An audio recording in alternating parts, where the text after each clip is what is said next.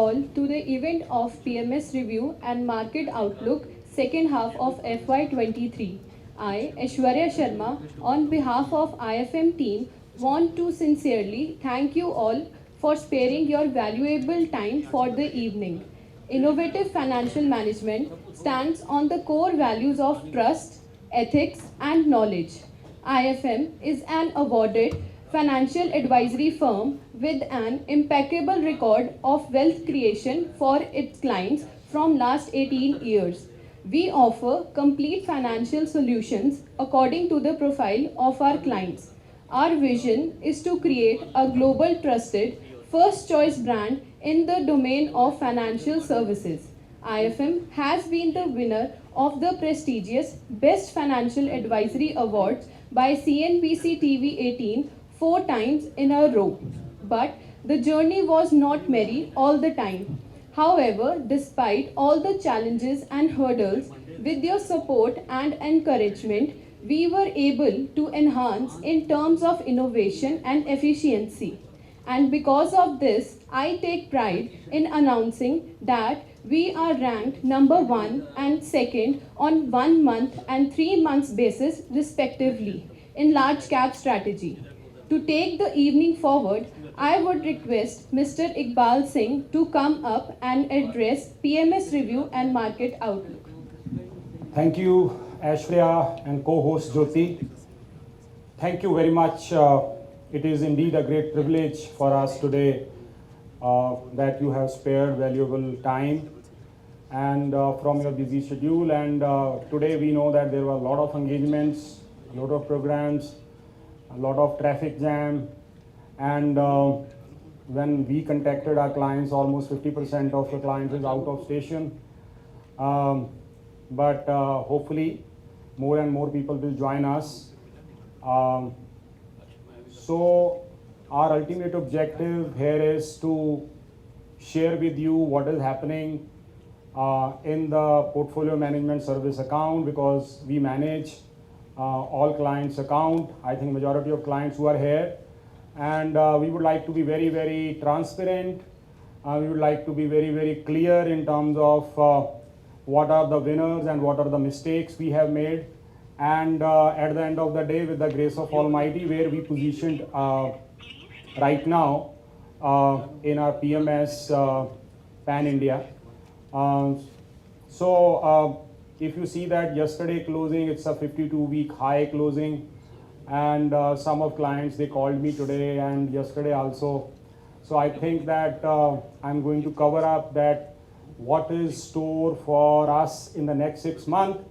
But I quickly, we have segregated my presentation in 2 parts.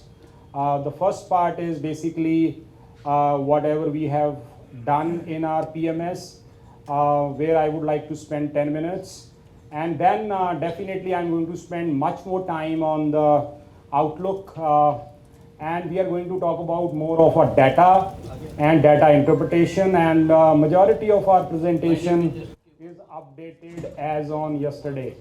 So we took all the information from Thomson Reuters, which we are using as a platform for data or otherwise for interpretation. So let me, and another thing which I want to share with you is that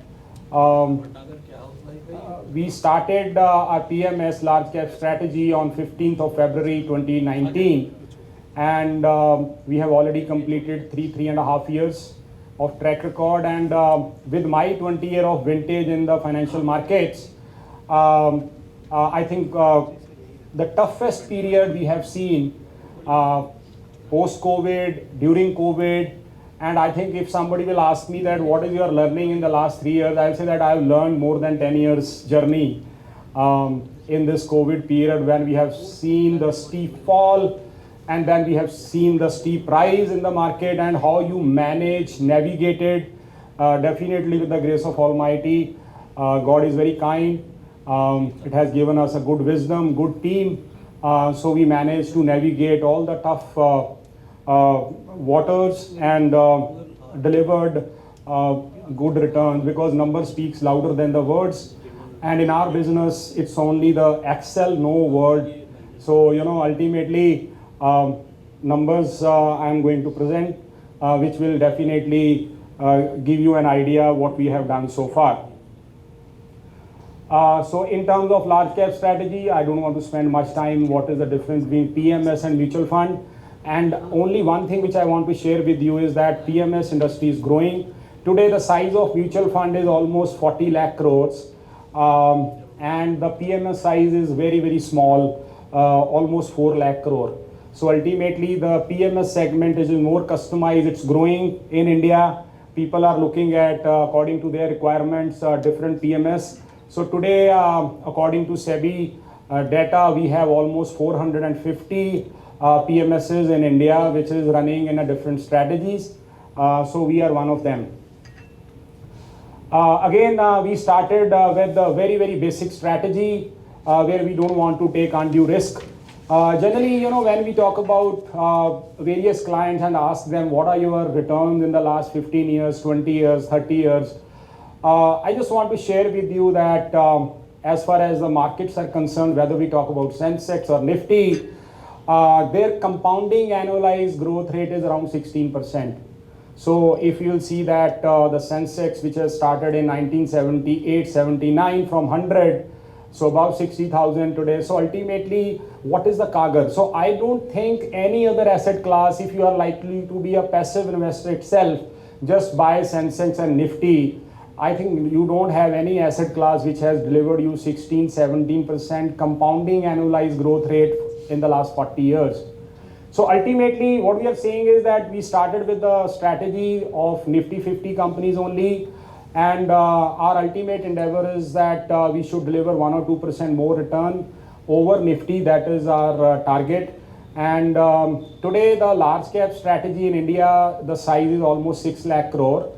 And again, our endeavor is that at least in the next 3 years, we should be more than 1,000 crore in terms of our large cap strategy PMS. What is if something which come in my mind about our strategy, it's very clearly how you manage the risk. Ultimately, I think those people who will manage the risk well, I think they are going to be the winner. And we have seen there is a huge risk, huge financial risk. So there are many risks, but biggest risk is how you manage the risk in your strategy. So ultimately, when we have to quantify the risk, so what we are saying is risk management is paramount for the fund to perform well in a longer period. Clear focus on getting the same return with lower amount of risk, or get the higher return with same risk. So ultimately, we are very clear that risk adjusted return on our portfolio should be the best in India, and that I can share with you. And so if you see that in our portfolio, again, if you see the movement of equity and cash component, in August we were 93.66% invested, cash was 6.34, and we see July, August the market bottomed out, and we start deploying in September completely. In October again we were almost deployed. We are only having a cash of 2.45%.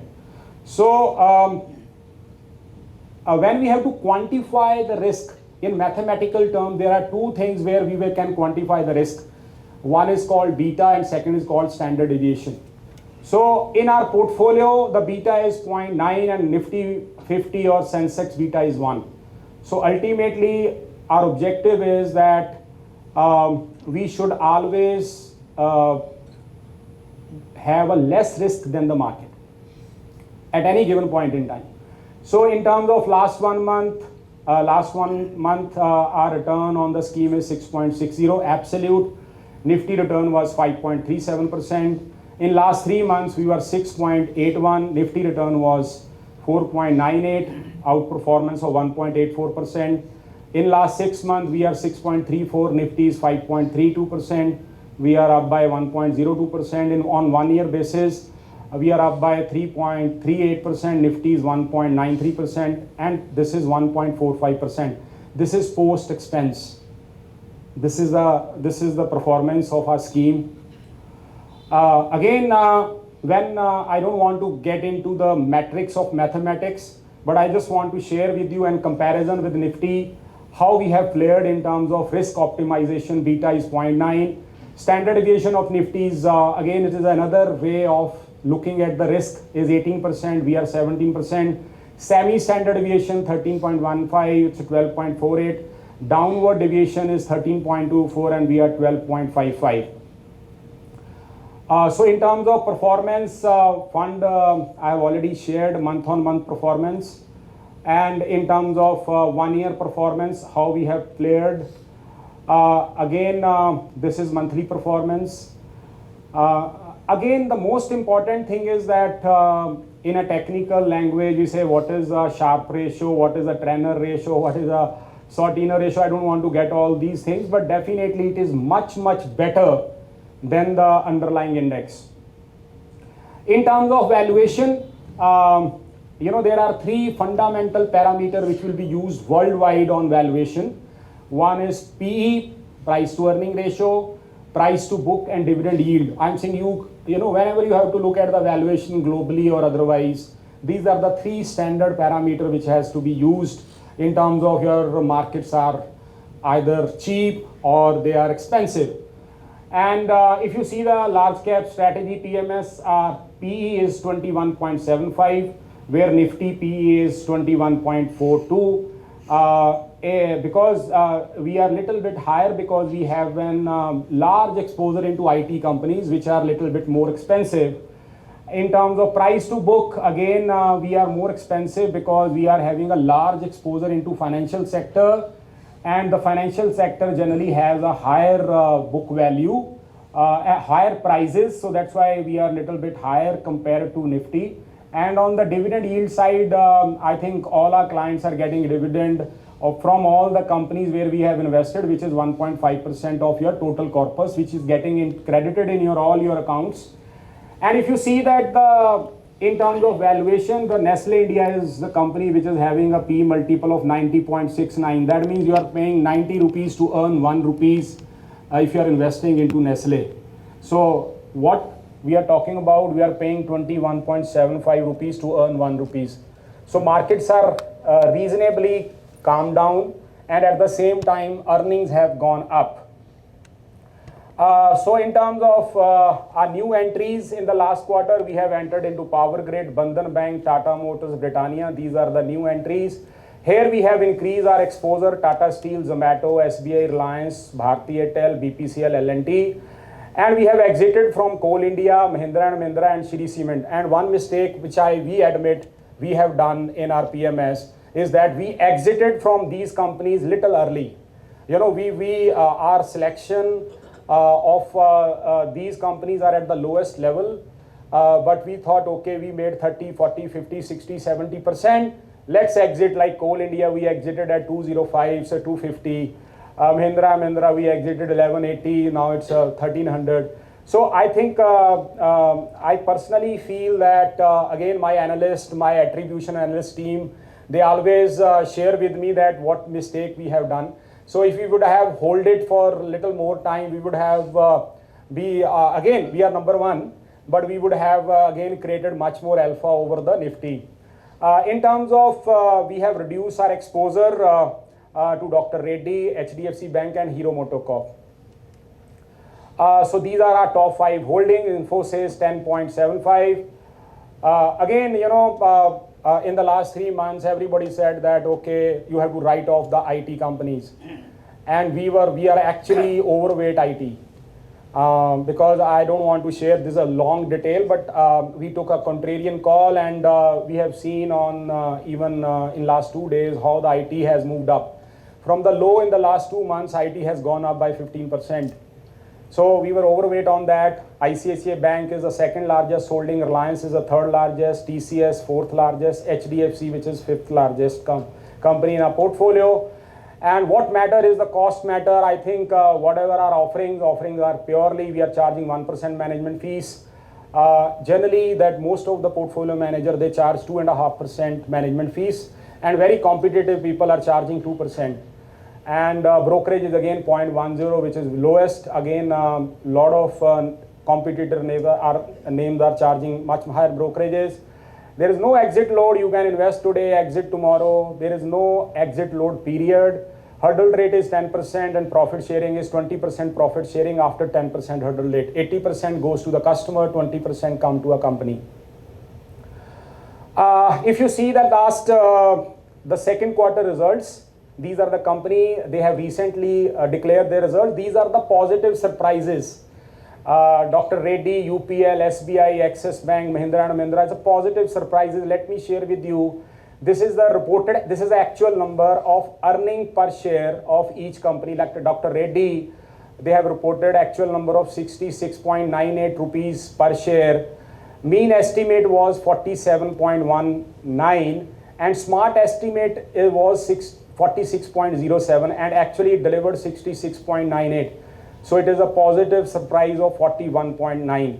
So these are the data which we take from the Reuters, and again the mean estimate is basically a consensus. Smart estimate is basically a Reuters acquired a smart estimate company, and the smart estimate numbers are more accurate in the world when they share their numbers, futuristic number. So again UPL surprised. SBI is a great surprise with 21.9% in terms of their number. The expectation was 12.41 rupees and it's 14.86. So again, we were there in Dr. Reddy, we are there in a UPL, we are there in a State Bank of India, we are there in SBI. State Bank of India, we are more than 100% overweight in our portfolio, and I think we are sending you the portfolio on a regular basis. Titan, we bought it at the lowest level when it has fallen to 1900. It's now 2700. This is just 2.5 months back we bought that. So again, positive surprises, and these are the company who has given a negative surprises, and in this negative surprises we actually took a call to buy Tata Motor in our portfolio. So again, it has given a negative surprises and price has already reacted. So we at a reacted prices we entered into Tata Motor. BPCL, from a dividend yield perspective, we bought. Tata Steel we hold. So ultimately these are the companies which has given the negative surprises in this quarter numbers, and majority of the companies have given their numbers, barring there are 3-4 companies which has supposed to give their numbers. So we will update you as we will get that information. With the grace of Almighty, on 1 month, these are the total 32 large cap fund manager in India, and I think they have a very strong team. They are into primary research. They are paid for to deliver numbers, and we are large cap strategy. We are very small team, and category average on 1 month, last month, this is the last month number of October. And again, I just want to share with you one good news. Even in this month, as on 12, I think we are at a #1 position in India. We are clearly beating index by almost 1.5%. I'm going to share with you live that thing information also. So large cap strategy, 1 month, we delivered last month 6.60. Nifty average of all these fund manager is 4.54. So we are ranked #1. On 3-month basis, we delivered 6.81 and category average 5.19. On 3-month basis, we are 2. On 6-month basis, category average 6.18 and we are 6.34. We were 17th rank. And on 1-year basis, which is very, very critical for us, we are ranked 5th among the best fund manager in large cap strategy in India. And since inception, out of 33, we are 17. Again, because in large cap strategy, there is nothing called performance fees. Definitely, there are some performance fees which was deducted out of the portfolio. Because of that, we have lost a marginal position here. But we are very sure the kind of construct which we have built on the portfolio, I think we will catch up. This is the only agency in India which is called PMSbazaar.com, which is from Chennai, and it's the most reliable data of PMSbazaar.com. And again, in PMSbazaar.com, since inception, post expense, post performance, February 19, which I have shared with you, we delivered 14.59% CAGR return to all our clients. So again, in a peer group, all the large cap strategy, which is run by the best fund manager, which I've already shared. There are 450 fund manager in PMS category. Our position is among top 4, 5, top 3, 4, 5. So this is a position here. And again, everything is driven by the process, not by the people. So we have developed a wonderful process and detailed discussion, or otherwise I can share with you, which works very well. So we use technical, we use fundamental, because in HDFC Bank, when I was managing the fund with HDFC, I wrote almost for 4 years for HDFC Bank about all the technical newsletter called AG, at a glance. So now again, to start my presentation on market overview, a lot of people are saying that India is not doing well, but let me share with you how world is performing. So if you just look at, we are the best performing market in the world. Best performing market in the world. So let me share when you start with the US. So when we talk about markets, it is actually all markets are reflection of the future of the economies. So if you just look at the top 3 market, S&P 500, basically it's a representation of 500 companies in the US, how they are flaring. So if you see the CTD, we have taken a data from 1st January till date. S&P 500 is down by 16.99. And in these 12 days or 11 days, in this month, it is up by 2.18, which is accumulated here. Otherwise, it would have 20%. So if you see S&P 500 down 17%, Nasdaq 100, IT, which is a predominant IT, is down by 28.90%, Dow Jones, which is down by 7.22%.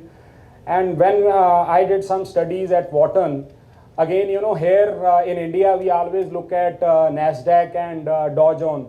But if you ask any guy or any analyst in US, they always look at S&P 500 as a broader indices, which is a reflection of the economy. So here, when we talk about Dow Jones, which is down by 7.22%, and now we'll come to Europe. DAX is basically which is a reflection of Germany. How Germany is flaring is down by 10.65%. CAC is basically France. France is down by 7.93. FTSE is UK, London, which is down, which is 0.44 minus. Then we come to Asia in Nikkei, which is Japan, which is down by 4.67. KOSPI is a South Korea market. KOSPI 50 is down by 19.05. MSCI Emerging Market Index, which is a reflection of all the emerging markets, which is down by 27.79.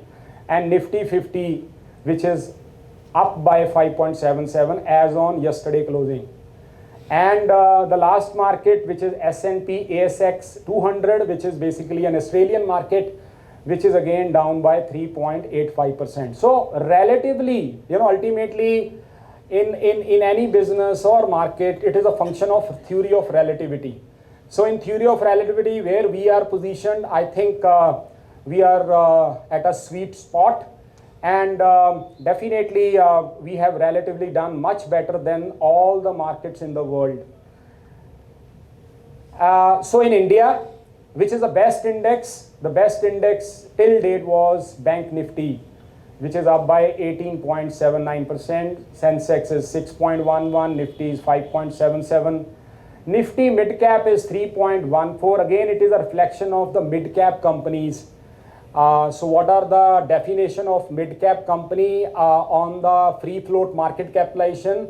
Any company which is having a market capitalization below 30,000 crore and between 9,000 crore of value, that is called mid-cap. And small cap companies, any company below 9,000 crore of market cap till 500 crore of market cap of India, where it is down by 14.05%.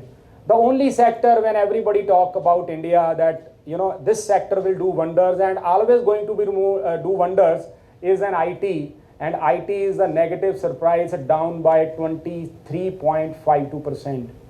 This is the one of the sector where especially all the mid-cap IT companies. And let me share with you, in US, all the tech companies in the last 1 year, they have lost their market capitalization from 40% to 90%.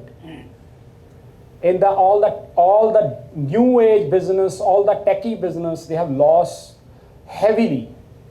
And we cannot remain in isolation. So that's why the Nifty IT is down by 23.52%. And a good news that yesterday we closed all-time high, 52-week high. Again, I think if you see the movement of the market on 17th June, it was at the lowest level of 15,293. And from here, this was 52-week high, 18,308 on 17th of January. And we closed at 18,350. So again, yesterday, this huge rise which we have seen in the market, and anybody who has invested here, this return is almost 20% absolute. So again, in that, the best performing index is the banking. This India VIX is called a volatility index. And the volatility index, we are all-time low. This is one of the leading indicator which suggests be cautious. Markets are little overheated. Be cautious. So ultimately, if you see that on 24th February, when the VIX, which has touched 31.98, and when I still remember that when lockdown was announced by Mr. Modi, next day the VIX was 84. So that is first indication that markets are likely to fall. But when you see this level indicate the complacency which is set in the market, that markets are only and only going to go up. So this is one of the indicators we have to be very, very careful. So which is on 18th of November, it was 14.84. And for a layman, if one has to see, this is showing the lower than that. And it actually shows that we have to be very, very careful now in the market. Yesterday or day before yesterday, we got a huge inflow of money to deploy.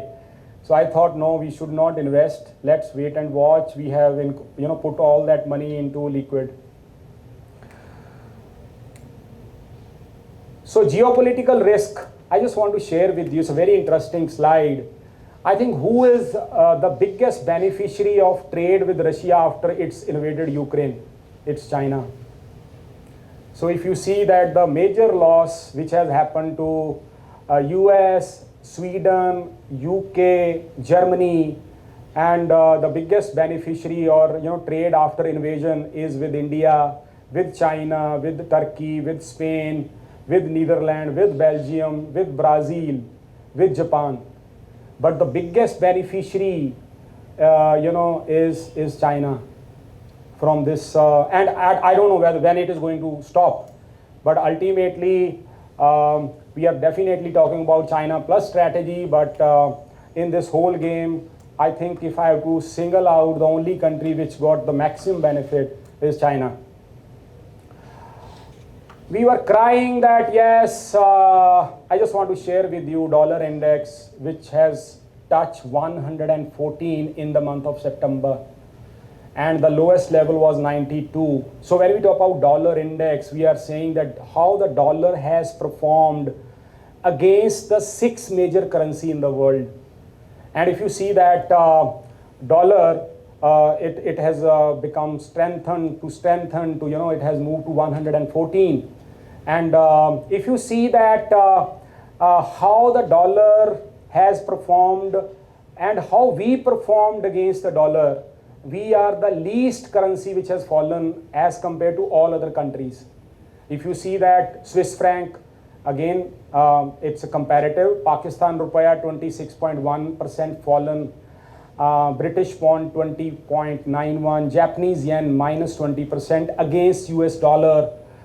South Korean won minus 16.9, New Zealand minus 16, Euro minus 14, South African Rand minus 11.8, Chinese Renminbi minus 11.1, Australian dollar minus 10.4. So relatively, we have done better. And obviously, I can't say that there may be a reason that we have started looking at fresh inflow into our markets. So if you see the behavior that on 19th of October last month, rupee touched 83.10 against the dollar. But from where onward, if you see that there is a steep fall because some news which came in that yes, emerging markets are relatively going to do well, inflation is going to ease out, US also saying that we are not going to hike the rate. There are many news. So ultimately, so Indian currency from 83.101 close at 80.477. Again, crude, which is actually a biggest problem for us, on 8th of March, it has touched 127.98. So again, it is a very good news. If it is going to be remain below 100, we are comfortable in terms of our balance of payment, in terms of our fiscal position, because otherwise anything above 100 is a trouble for India.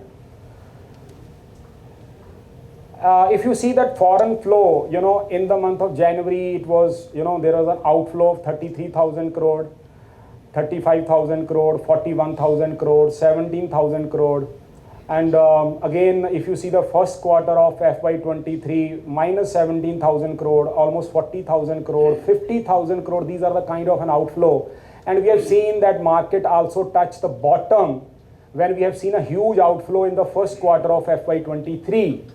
But if you see that now in July, we have seen 4,989 crore positive, then in August, 51,000 crore, September, we were down 76.24, October minus 8, and in November, there was an inflow of 18,979 crore.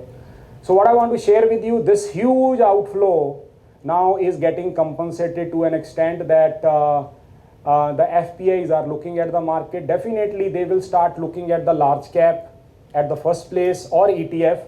And another good news which I want to share with you, that today the SIP inflow of the people, mutual fund sahi hai. We have seen a lot of ads by the cricket celebrities. The total inflow on the monthly basis, what contribution by individual, 1,000 rupees, 500 rupees, has gone to 13,000 crore per month. This is the monthly inflow from 3,000 to 13,000 crore. The monthly inflow to the equity market. So this is the very small retail investor is also now supporting the market and investing and in that market. And definitely we also contribute crore and plus in this on a monthly basis. What is the biggest risk? And again, I can't say that it is behind us. The biggest risk for the world today is the inflation. If you see that in India, the target inflation was 4%. And, all the governments, they are trying their best to control the inflation, but this animal, nobody can manage it. All the central banks of the world are grappling with this problem in a big way. And in India, we always have seen 10%, 15% inflation. But if you ask in the US, if you ask in Europe, they don't know how to handle. They have never seen this kind of inflation ever in the history of 80, 90, 100 years. So ultimately, if you see that our inflation number is, again, we are talking about CPI, which is Consumer Price Index, 7.41. Prior it was 7.00. The policy rate, which is 5.90, this is called repo rate. The policy rate is again to manage the inflation, because ultimately either you do, how it is basically the responsibility, it's a key responsibility of the central bank to manage. The first and foremost thing is to strike the balance between the inflation and the growth. And you see that USA 8.26, 80-year high. They don't know what to do. You know, and I can still, for a layman in US, उसका $100 का अगर budget हिल जाता है ना महीने का, सब कुछ हिल जाता है. You know, if you see their mortgage, EMI, you know, the rate is 8.26, policy rate is 4%, and target is 2%. And if you see the European Central Bank, the target inflation, because every central bank focuses target inflation, that is the target, that inflation has come to this level. What are the various instruments which we are using to handle that inflation? If you see that in ECBs, the inflation is 10.70, and Canada 6.86, England 10.10, then Bank of France 6.60, ECB 10.40, Bank of Italy 11.93. They have never ever seen this kind of numbers of inflation. And if you see in Turkey, the inflation is 85.51. So the point is that all the world is grappling with this biggest problem, and it is not going to get solved very soon. And because they have never, ultimately you must have some prior experience how to handle this animal. And because of this, there are a lot of challenges which is there. So our inflation number again moved from 5% to 7.41. Again, in the latest RBI policy that we have projected that in FY23, for the rest of the year, our overall inflation will be 6.7. Again, it is much higher from the targeted number of 4%, because there is a band of 4% plus minus 2%. That means if the inflation is going to go up above 4%, or it will go up above 6%, it's an alarm to the central bank how to curtail it. But unfortunately, this animal unable, nobody is able to handle this animal. A lot of people ask me that what is the chances of the, recession in India. So I think this is going to clearly tell you real GDP growth projections which has given by RBI for the rest of the year or the total year is 7%. So 7% plus 6.7%, which is called 13.7% nominal GDP growth for this year.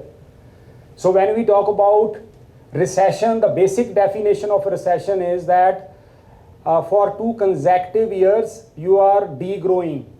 Your growth is negative. So for India, 130 crore लोग हैं, consumption है, pent up demand है. I can't even share with you that, the kind of vibrancy which is there. Again, I'm not saying that definitely business are getting pain, but there is a lot of vibrancy on the ground. And after opening up of COVID, there are a lot of things which is happening. I'm going to share with you that. So this is called Nifty EPS. Nifty की 50 कंपनियों की earning versus Nifty behaviour की earning का behaviour. Because one thing which I want to share with you and I use this quote many times, markets are slave of earnings. So ultimately markets are touching all-time high and they are continue to go high, because what has changed, the only thing which has changed in the last COVID period is the earnings of the true reflection of Nifty 50 companies, जहाँ पे कोई hanky panky काम नहीं हो सकता because of a huge corporate governance and all that. They are the leader in their own space. If you see that from 2009 till 2021, which is almost 12-year period, where Nifty 50 companies earning per share has grown by 6.35%. And in that period, Nifty, which is index, has gone up by 14.08% annually. That means earning has grown only 6% in last 12 years, but market has gone up by 14.08%. So this side is basically the earnings. If you see that in the last 10 years, till 2001, before COVID, we were stagnant between 300, 400, 300, 400 in terms of earnings of Nifty 50 companies. But what happened in the last 2 years post-COVID? In 2022, Our earning of Nifty 50 companies have moved from 442 in 2021 to 762. So you see the growth, And what was this growth? This is the growth. 89.82% EPS has grown. So if the earning is growing with that rate from the last 11-year track record, it shows that their market will grow much faster than the earning. But here it has only grown to the tune of 22.61%. So it has moved from 14,691 to 17,465. So there is again, I am not portraying a very, very positive picture, but what I am sharing with you is that abhi picture baki hai. And the most important thing which I have observed in my 20 years of experience is that it's very difficult to time the market. But the most important thing is that you should remain in the market.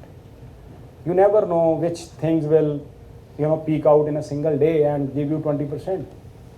But to remain in the market is more important. So ultimately, I will only look at these numbers. So till date, Reuters number, NSE data suggests that till date, till October 2022, the Nifty 50 company EPS is 839. And we expect, this is what I expect in 2024, Nifty 50 companies earning will be about 1,000 rupees. So this is our projections, plus minus 5%.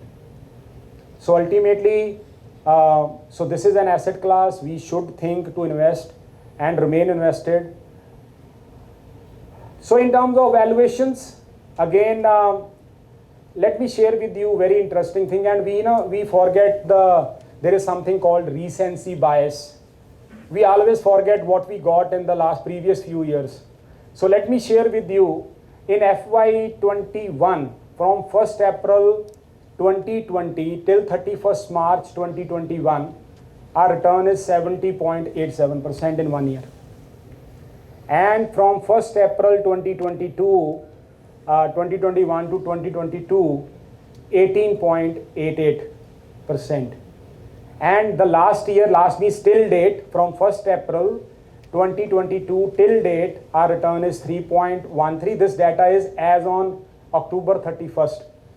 इस महीने भी 2-2.5% आ गया तो वो add कर लें तो 5% है as on date. So again, what I'm sharing with you is that what has changed. Very interesting thing which I want to share with you. This is a basic thing which I shared with you called PE. E has expanded. Earning has gone up substantially. Because of high earning, the markets are becoming cheaper and cheaper. 33.22.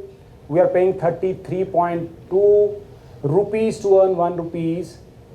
Today we are paying 21 rupees to earn 1 rupees. So that means valuation become cheaper. Price to book stands there only. Dividend yield has improved marginally.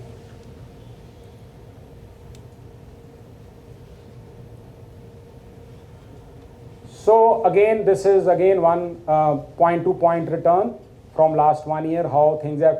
So, from last 1 year, things are stagnant, completely stagnant.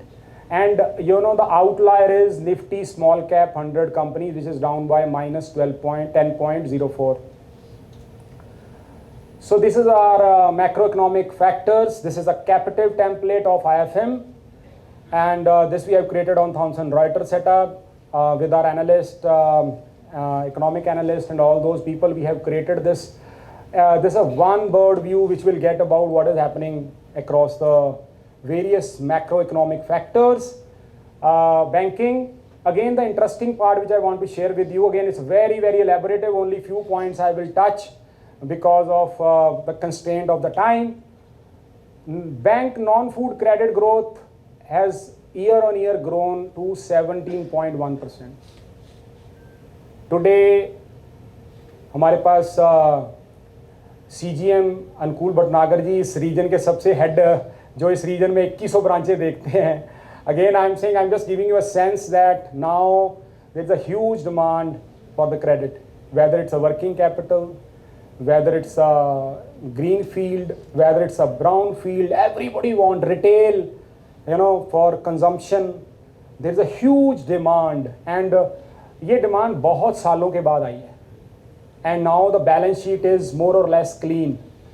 I just want to share with you with the positive result of SBI. In a single day, it has gone up by 8-10% in 2 days. It's all-time high today. So what I want to share with you, credit growth is happening and paise available nahi. Personal credit to industry, which is 16%. And now the challenge here is, which is called deposit growth.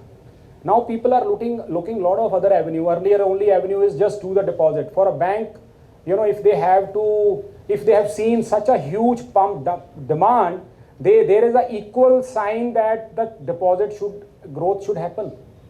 But deposit growth is happening with half the rate.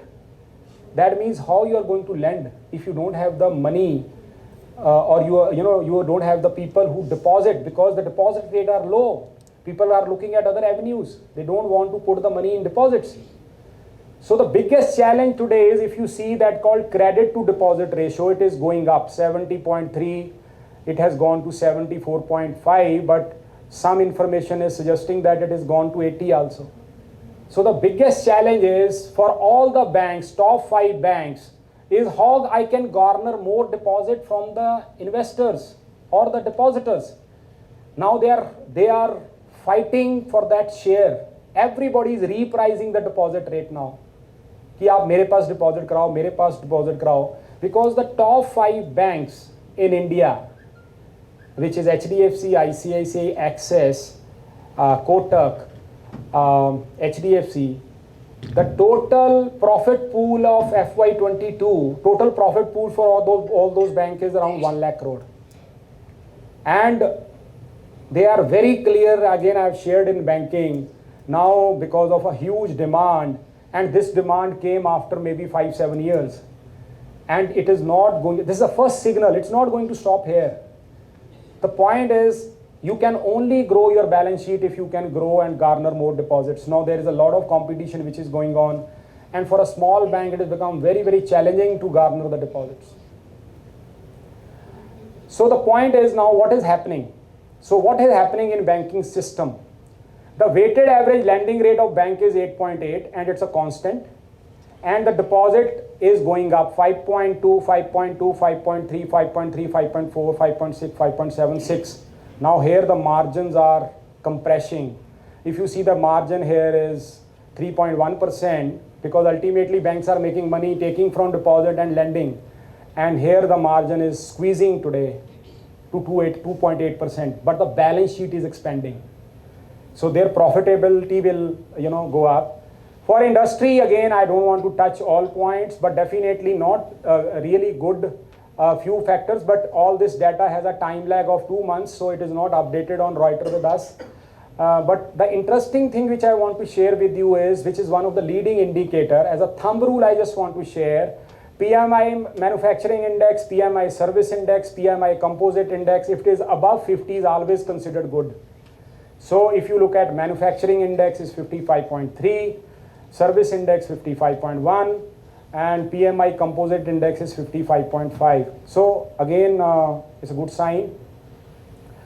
The bad news from the consumer side, motor vehicle sale is down by 45.06. Two-wheeler sale again negative 39.83, and other data has yet to come in. Tractor sale is down by 46.81. So ultimately, if you see here, again in all the parameters, the major challenge is the inflation.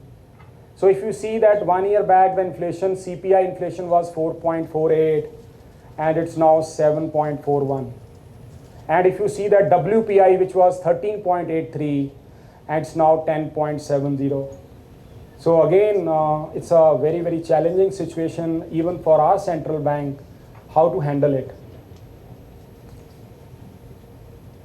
Good news, the compliance has gone up and it has improved, and it is also hit this time to us also, individual investors.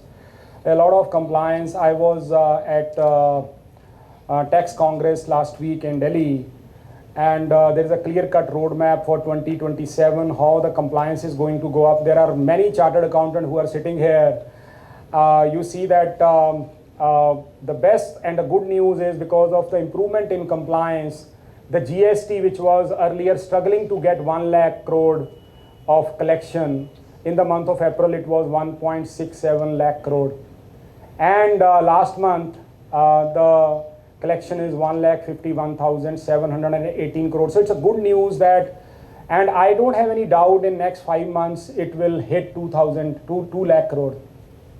I think it's comfortably hit 2 lakh crore. So it gave more money in the hands of the government to do maybe capex or for on infrastructure spend, or if they will also improve our fiscal deficit situation in India.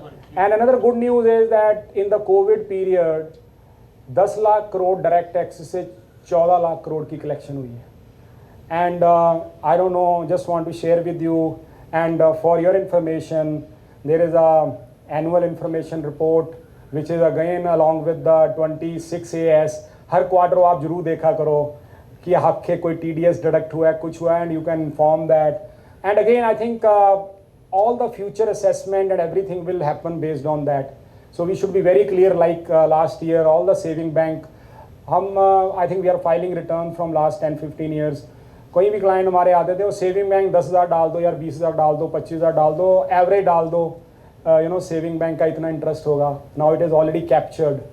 So the point is we should be very clear in terms of when we are filing that that number should match, and if number should match, you will never get a call from the department. So ultimately, so if you see that we have also done the comparison from with the last year, how the number has gone up.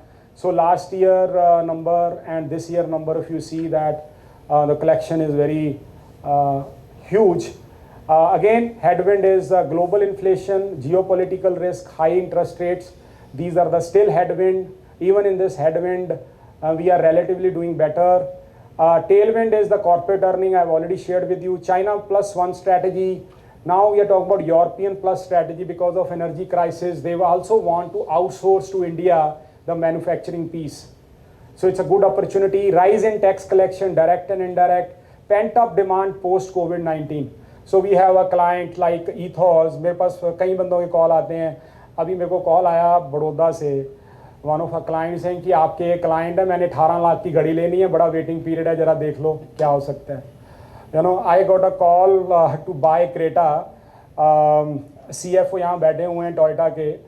तो I got a call from Ahmedabad. वो 26 लाख की गाड़ी में लेनी है, अहमदाबाद में नहीं मिल रही, यहाँ से दिला दो कहीं से. सिफारिश आ रही है जहाँ पे 6 महीने की, 3 महीने की, 2 महीने की वेटिंग हो रही है, और 1.5 साल पहले, 2 साल पहले शायद हम काफ़ी डिस्काउंट पे बेच रहे थे वो गाड़ियाँ. So the point what I am sharing with you is that ये 2 सालों के बाद खुलने के बाद ना लोग कहते भी अब we have to live. I don't know, I am saying whether it is on credit और otherwise, but the point is they want to live today irrespective of what is the situation tomorrow.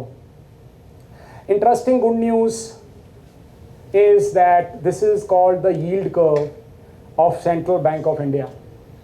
So if you see that this is called a flat yield curve. अगर आपने 40 साल के लिए अगर आपने investment करनी है तो you are going to get 7.63 today.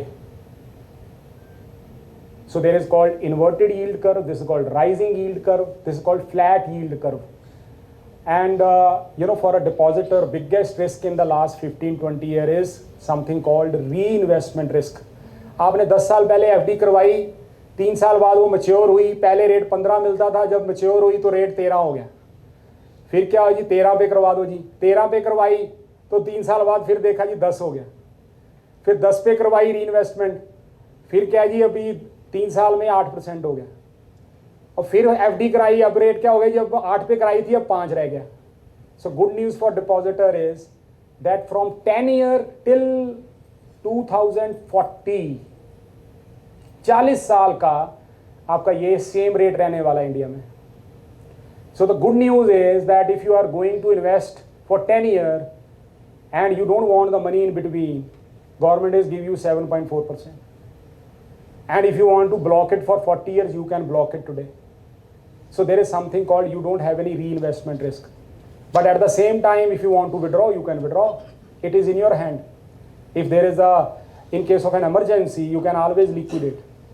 But the good news is that you don't have now the reinvestment risk. There is a likelihood that there is going to handle the animal of inflation. US is saying that we are going to raise the rate by 75 basis point, 0.75% more. And India also, they are planning that we will further hike the rate from the policy rate, whatever the policy rate, which is 5.90 today, will further hike the rate to handle the inflation. So, but it's a good news that anybody who would like to fix the rate without any credit risk, because of sovereign security we are talking about, where the counterparty is RBI. Again, anybody want to take risk, RBI के rate से 4% का ऊपर और rate ले लो आप in AAA rated bonds. So good news for depositors, and the bad news for SME, small companies, mid-sized company, because they are bound to raise the money at much higher rate. They don't have any choice. So what is our market outlook?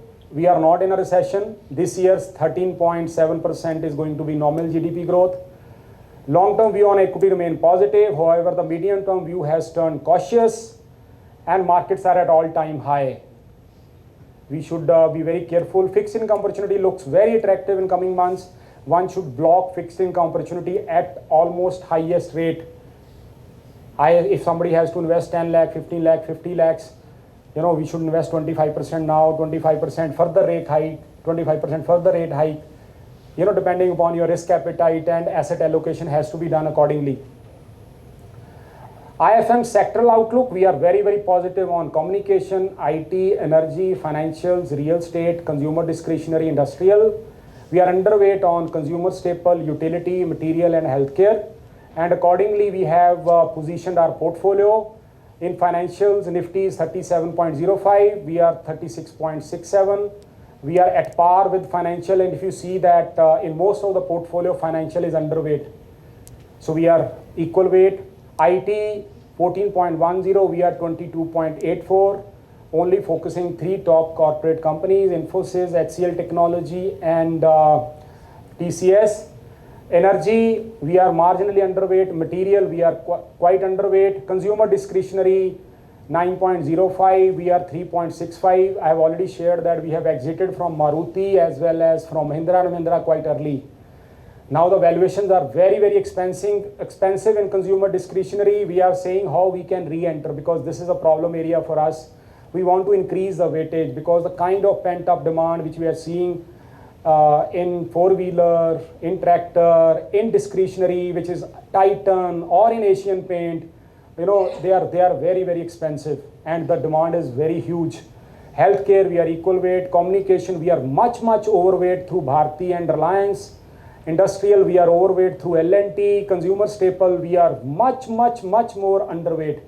Whether we talk about Nestle, we talk about Hindustan Unilever, all those companies, we were right so far in last 3 years by underweight consumer staple. Utility, we are underweight, and e-commerce, this is the only company out of all Nifty 50 companies where we took the exposure, which is called Zomato. And yesterday they declared their results. Zomato was up yesterday 14%.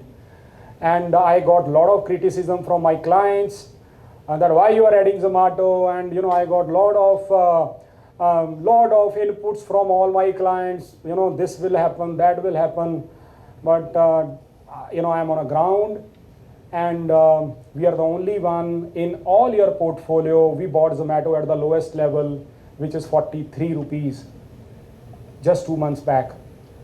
Yesterday closed at 74, 73. And I think it will go to 90 plus very soon. Once it crosses 76, which is their IPO price, and there's a lot of resistance at this level, I personally feel in our portfolio, which is around 4.14% now, it's not because of this weightage, but because of the value has gone up. And this is one of the alpha creator in our portfolio in the next 5 months. So I would like to keep my position on the same percentage in this company. Thank you very much. Question and answer session will take later, but there are a lot of things It's like an extended family, and we have to share a lot of things with you. New development, what we are doing as an IFM group, and we also want to honor few people here who are doing a good job in this part of the world. Now over to Jyoti and Aishwarya. Thank you, Iqbal sir, for enlightening us about what's happening in innovative financial management in India as well as in the world as a whole. Thank you very much. So, by taking the evening forward, I would like to invite Mr. Yogesh Birla, our very special guest. He is the rank holder chartered accountant by profession, coming from the Sun City of India, Jodhpur, Rajasthan. Mr. Yogesh has a rich experience as an advisory for SME industry and solar projects across the globe.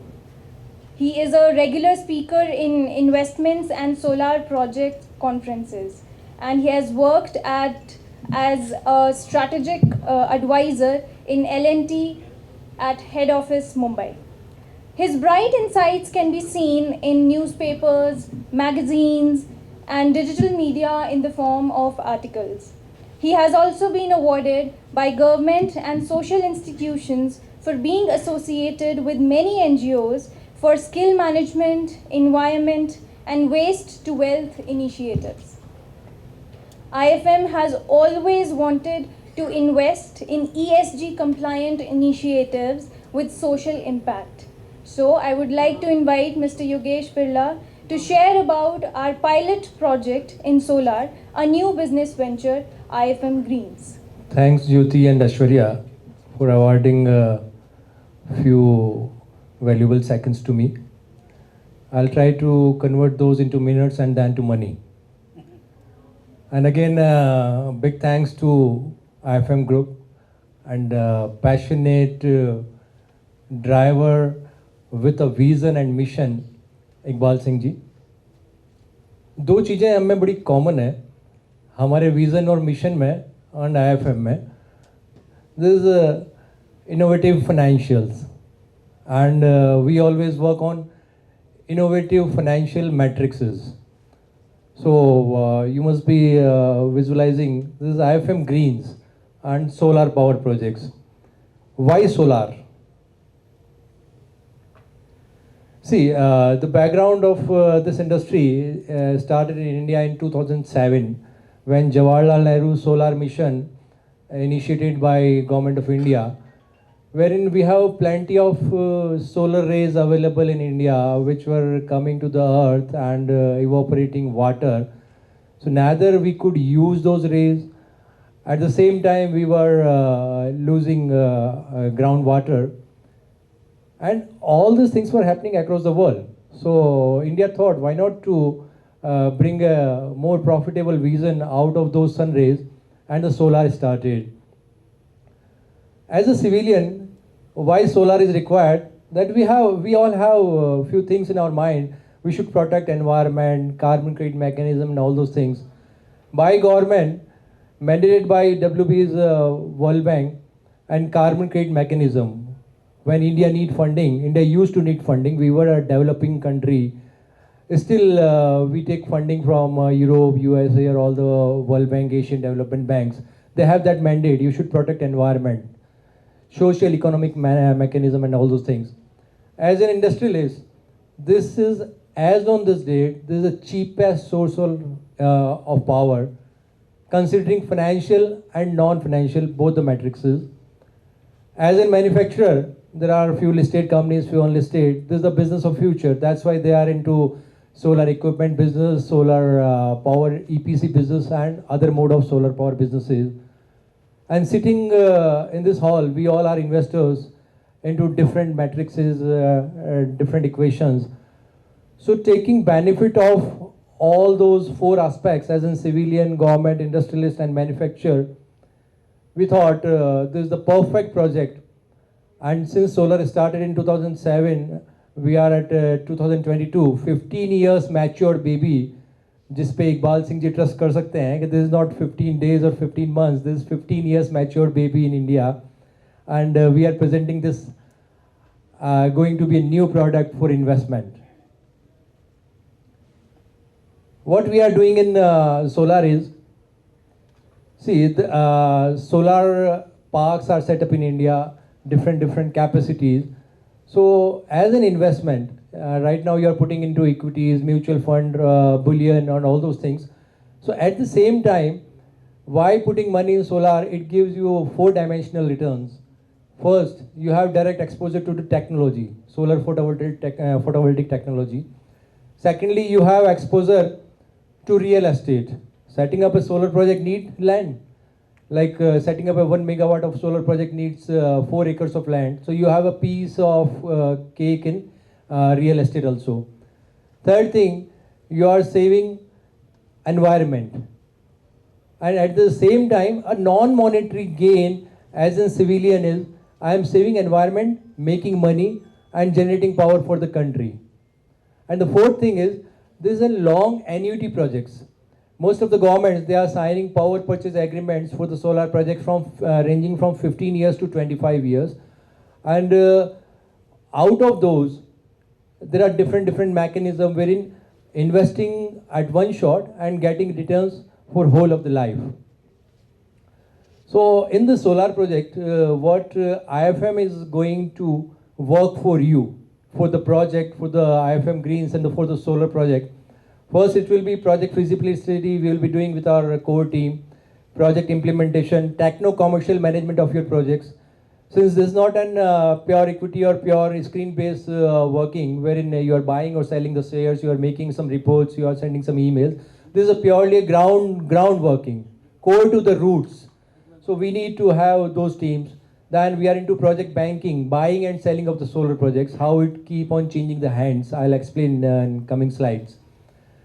PPA evaluation. PPA is power purchase agreement with government. When you are generating solar power, how it is getting sold and how it is generating revenue for you.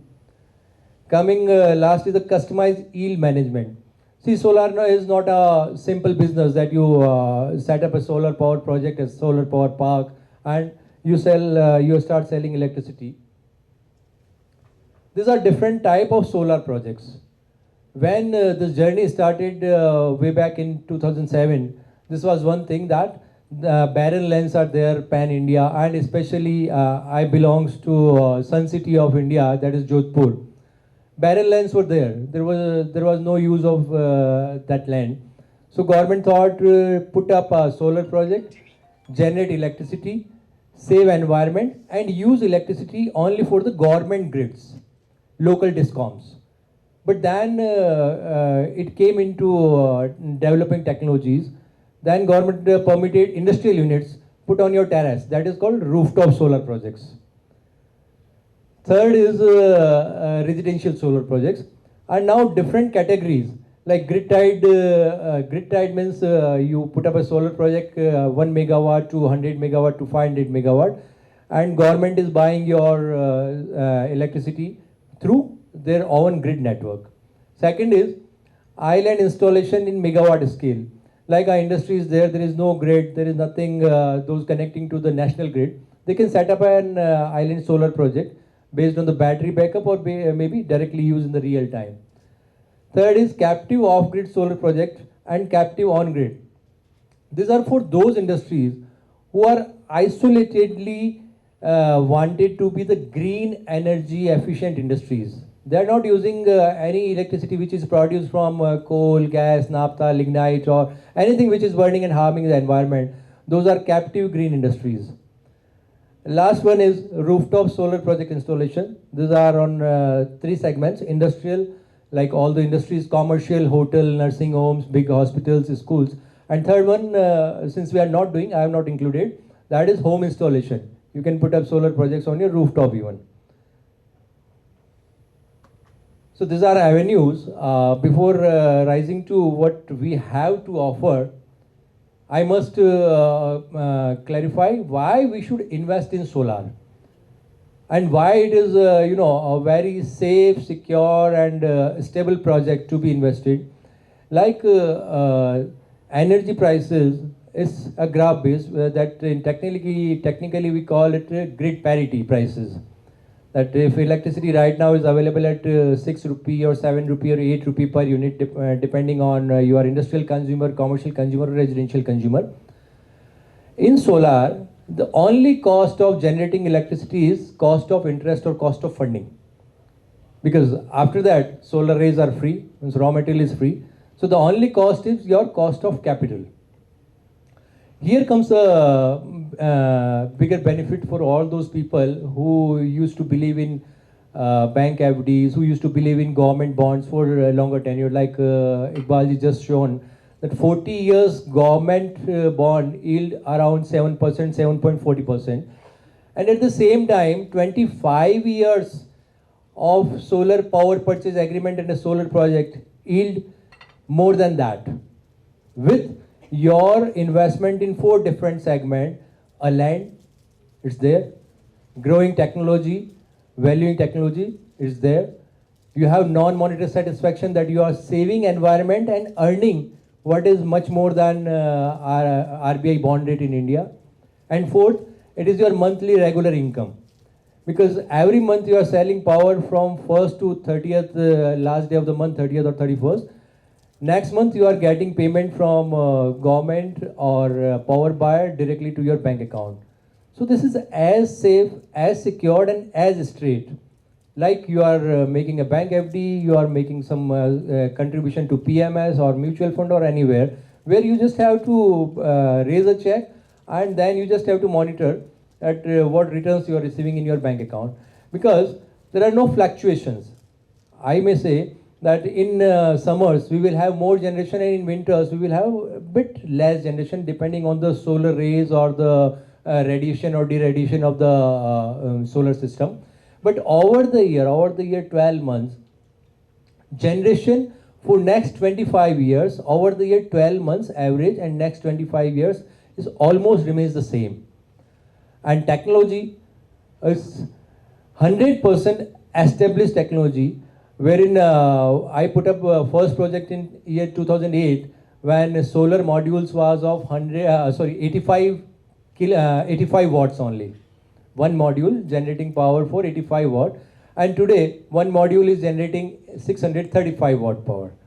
So in 2008 we used to have land for 1 megawatt, we used to have more than 11 acres land, and as on this date we are setting up 1 megawatt in 4 acres land. So there is no failure of technology, there is no obsolescence of technology. When you are coming to this technology business, you have a question in mind that this technology will not get obsoleted in 1 year, 2 year, 3 year, 4 year down the line. There is no risk, no generation risk that new technology will generate more power and old, because this is 1 megawatt. 1 megawatt will remain same whether it was in 2007 or it will be 2070. So you are setting up equipments of a capacity of 1 megawatt. The only technology advancement bring it will reduce the size of the module, and it will reduce this land which is required, which was required 11 acres per megawatt in 2007. As on this date, we need just 4 megawatt, 4 acres for 1 megawatt. So investing in this project again brings some bigger benefits for industries when they are doing their tax planning. They have some accelerated depreciation. Benefits for individual is the tick size for this investment, 1 megawatt needs around 4 to 5 crores, including land, complete turnkey project setup, and annual yields are always more than RBI bond rates. So for the solar, we are offering the services starting from selection of land up to the all the documentation, selection of your technology. We are setting projects for you, the project management services. You are getting monthly payment, your monthly bills are raised to the government, any delays, any operation and maintenance. Because you always think that if I have set up a solar project in Rajasthan or Gujarat or MP or Maharashtra, anywhere, who is going to manage those projects? More than 20,000 megawatts already installed in various different power purchase agreements, and there are so many big agencies, those are providing operation and maintenance of your project up to your satisfaction. And on your mobile app, on your mobile, you can just have a few clicks and you can just get the data that what was my today's generation. it was 1,000 unit or it is 1,010 units, so it's 990 units.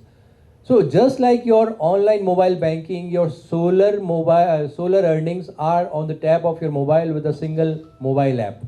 So this is how your money sitting in PMS, it is reflected in your demat account. So your money which is invested in a solar project, is it reflected in your mobile, that where is your money and how much it has generated today for you.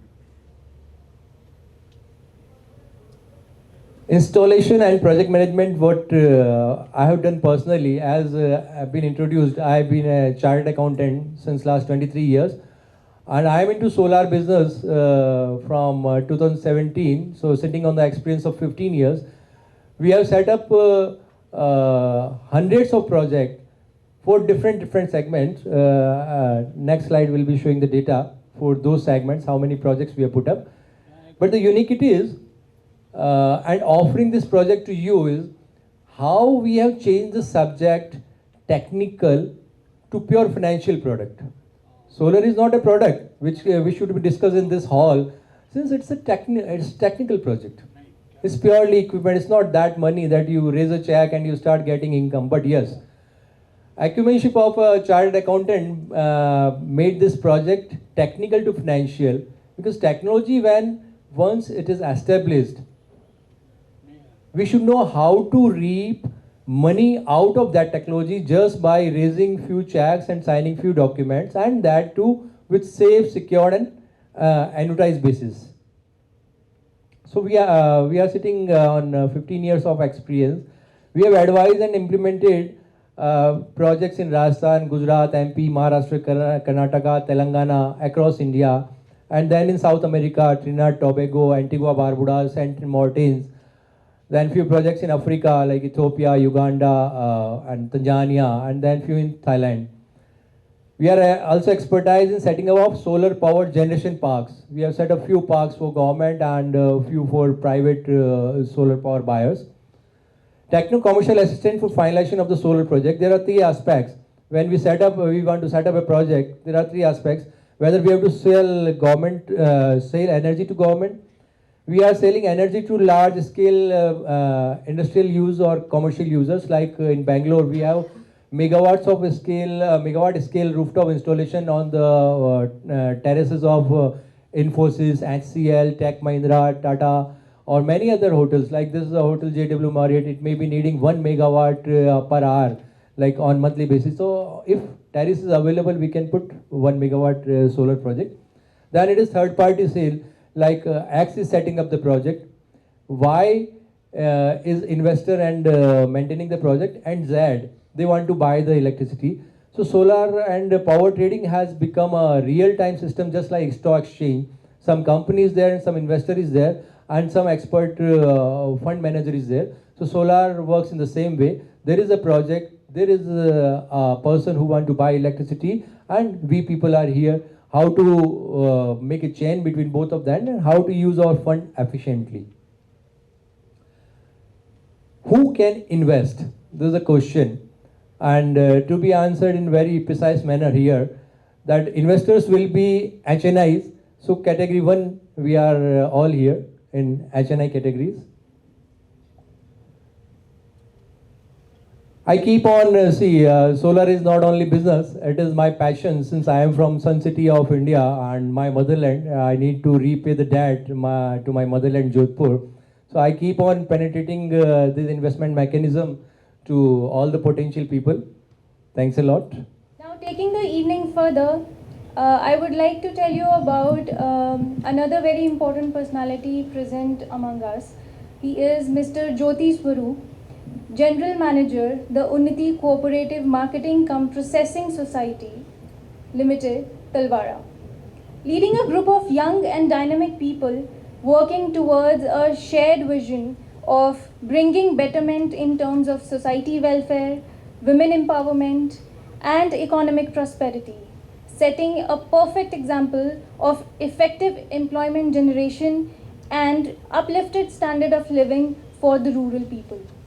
I feel immense proud in bringing this forward, that more than 60% of their workforce is self-motivated and enthusiastic women of all age groups. Mr. Jyoti's vision is to create multi-level cooperative society in India by creating employment for 1 lakh women in India. Also, we have Mr. Bhupesh Saini with us, a dynamic CEO of Pugmark, which is an organization, first of its kind, a joint venture between Punjab Agro, nodal agency of Government of India, Government of Punjab, Unnati, largest cooperative society, and a corporate innovative financial management. Also, I introduce Asna. Let him. Okay. Yeah. Okay. Asna is a brand that offers healthier product choices to urban folks in the pursuit of a better lifestyle and generates a sustainable livelihood in rural areas. Each product of Asna is true to the Indian tradition and delivers wholesome nutrition. The product ingredients are sourced directly from the farmers and processed by largest cooperative, retaining their natural goodness and blending age-old recipes with modern food science. So I request all of you to carry Asna product gift hampers that have been created just for you people. Okay, so can we please have Mr. Jyoti Swaroop and Mr. Bhupesh Saini here? So we would like to show you 7-minute video. It's a very, very inspiring story. And we are investing in these people, in this story, and make it things work happen. And I was seriously not aware of that in Punjab, from where he is operating, he has 80,000 acre of organic jungle. And India का आंवला, India का Apple cider vinegar पूरे India में ये बना रहे हैं डाबर के लिए, you know, name for any company. And so that's why we have created a gift hamper. All of you should carry that gift hamper. And we have to make, because this is from our region, we would like to make this thing successful. And it's the first of its kind where the nodal agency, which is Punjab Agro, and Unnati, largest cooperative society, and I was impressed when I visited their plant, and the most well-dressed team, and especially females, professionals working there and doing job work for the best brand of India. And so we thought, why don't we should also chip in and make this company, which is run by a dynamic CEO, Bhupesh Saini, who left the corporate world and running this company, so make this company as successful. So we are also now the key stakeholder with me, Sandeep Jain, who is a chartered accountant. We invested in this business along with them, and we are working as a team to make this thing happen, because for us, I am very clearly sharing that we want to do those things which has a social impact. And post-COVID, it became more important to give the healthy product, genuine product. You should experience, give your feedback, give the repeat order on myasna.com or to our RM. Before we would like to felicitate, I just want to show this video for 5 to 7 minutes what they are doing in their own region. Laurel to the crown of India.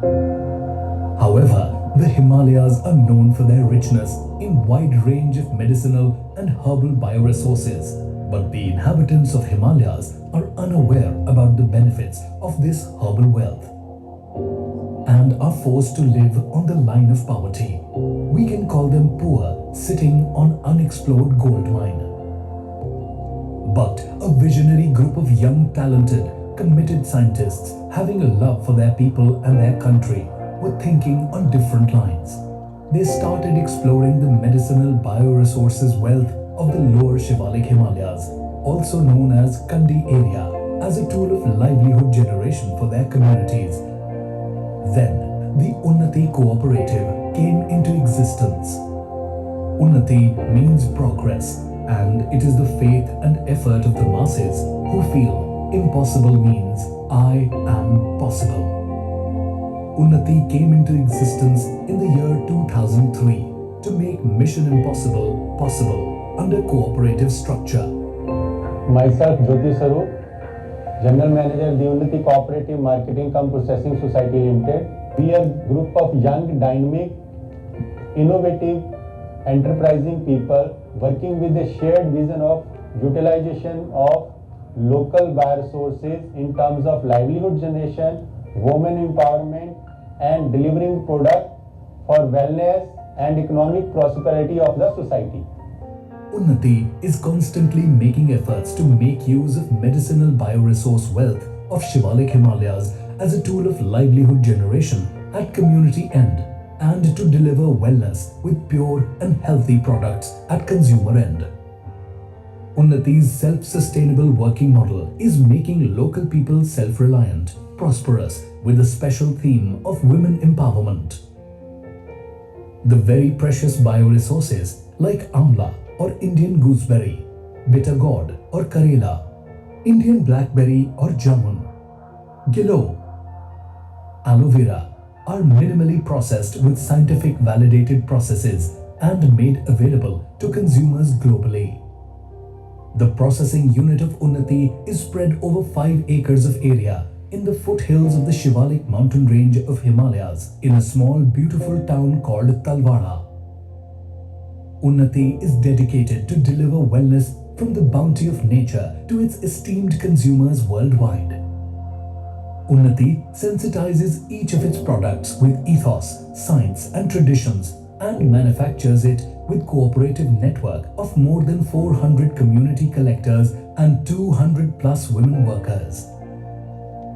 Unnati provides high quality nutritious food products like amla juice, aloe vera juice, giloy tulsi juice, apple cider vinegar, jamun vinegar, amla murabba, amla candy and many more.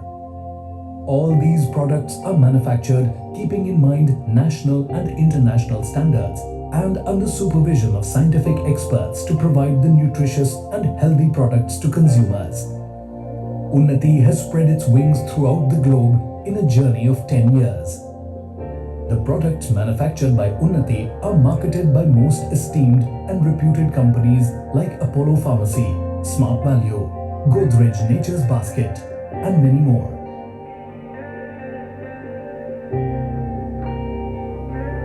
Unnati is now a platform where products are developed by prestigious research laboratories like CSIR Labs, PAU, and Punjab State Council for Science and Technology.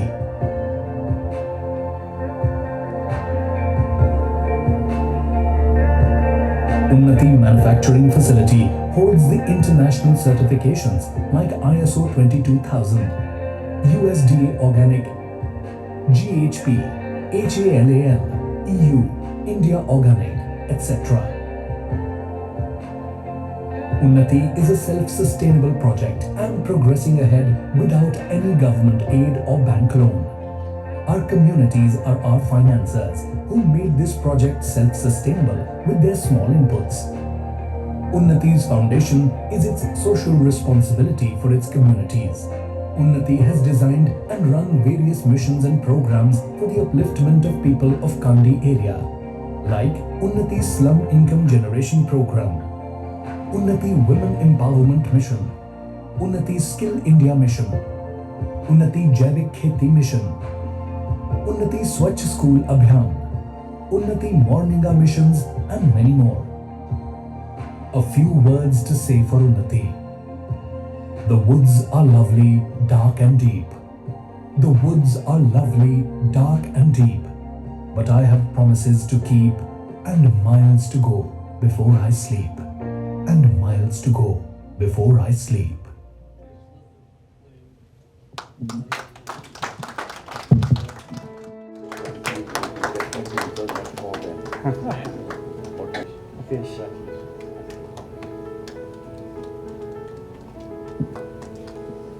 you.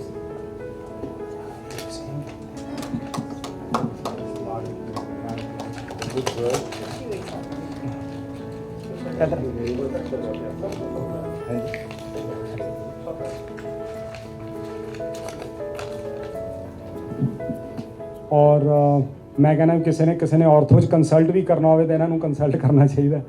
ਇਹਨਾਂ ਨੇ ਇੰਨੀ ਅਣਥੱਕ ਸੇਵਾ ਕਰ ਰਹੇ ਹੈ ਗੁਰੂ ਘਰਾਂ 'ਚ ਮੰਦਰਾਂ 'ਚ ਸਭ ਜਗ੍ਹਾ ਤੇ ਜਾ ਕੇ ਇਸ ਤਰ੍ਹਾਂ ਹੀ ਮੈਡਮ ਦਾ ਹੈ ਤੇ ਅਸੀਂ ਇਹਨਾਂ ਨੂੰ ਆਨਰ ਕਰਨਾ ਚਾਹੁੰਦੇ ਸੀਗੇ ਕਿ ਇਹ ਬਹੁਤ ਹੀ ਵਧੀਆ ਕੰਮ ਕਰ ਰਹੇ ਹੈ। Thank you very much. Who have been with us ever since we started with providing financial solutions. So I would like to call Mr. SP Singh, Chairman in this hospital, to felicitate. I'm sorry, I believe he is not here. I would like to call Mr. Rajbir Singh Walia, MD, Jaguar Consultants Limited, to felicitate Acharya Manish Grover, CMD, Jeena Sikho Life Care Limited. So जीना सीखो का IPO हम लेके आए हैं and they have also started the PMS on individual capacity as well as at the corporate level. And thank you very much Walia sir, thank you very much. ਮੈਂ ਕਹਿ ਦਾਂਗਾ ਸੂਰਜ ਡੁੱਬਣ ਤੋਂ ਬਾਅਦ ਰੋਟੀ ਨਹੀਂ ਖਾਣੀ ਚਾਹੀਦੀ, ਤੁਸੀਂ ਹੁਣੇ ਇਸ ਵਕਤ ਖਾਣਾ ਖਵਾਉਣਾ ਹੈ ਨਾ, ਮੈਨੂੰ ਪੰਗੇ 'ਚ ਪਾਓ ਤੁਸੀਂ ਅਜੇ। Thank you very much. But thank you very much for coming ma'am.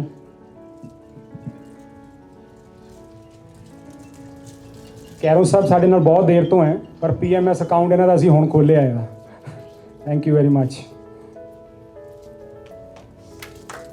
Thank you very much.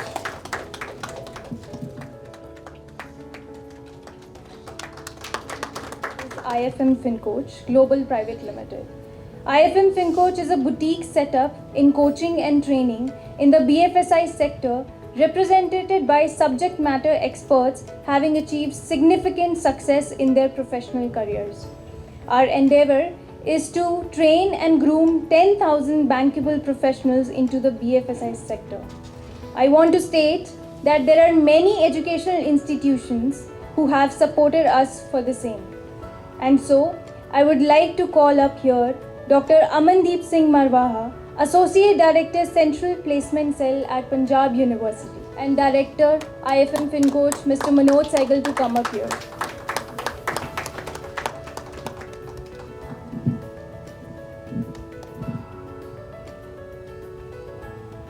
So I would like to call the CGM, Ankur Bhatnagar ji, who was heading this region. And earlier he was CEO of State Bank of Patiala, State Bank of Nepal, Jodhpur. Just to, sir, please.